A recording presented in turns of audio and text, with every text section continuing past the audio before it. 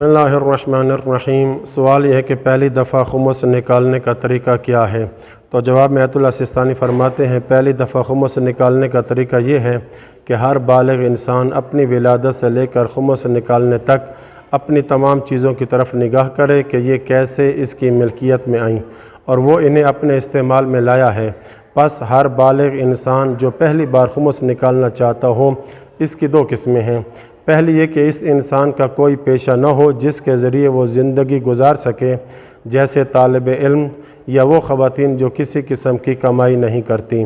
اس قسم کا شخص یہ دیکھے کہ جو مال یا چیز اس کی ملکیت میں آئی ہے، اگر اس پر سال گزر جائے اور وہ اسے اپنے ضروری استعمال میں نہ لا سکا ہو تو اس پر خمس واجب ہے، لیکن اگر ابھی تک سال نہیں گزرا تو اس پر کچھ بھی واجب نہیں ہے۔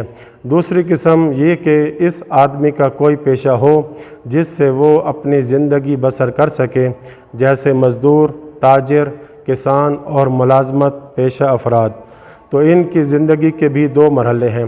پہلا یہ کہ کام اور ملازمت سے پہلے کا مرحلہ، دوسرا یہ کہ کام اور ملازمت کے بعد کا مرحلہ۔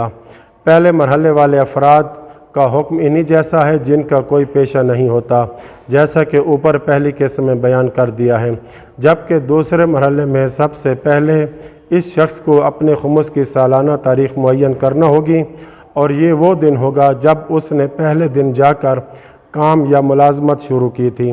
جب تاریخ معین ہو جائے تو دیکھنا ہوگا کہ اس تاریخ سے لے کر خمس نکالنے تک وہ کن کن چیزوں اور اموال کا مالک بنا ہے۔ ان میں سے جو چیز اور مال پہلے ہی سال ضرورت کے مطابق استعمال ہو گیا اس پر خمس نہیں ہوگا، باقی سب پر خمس واجب ہے۔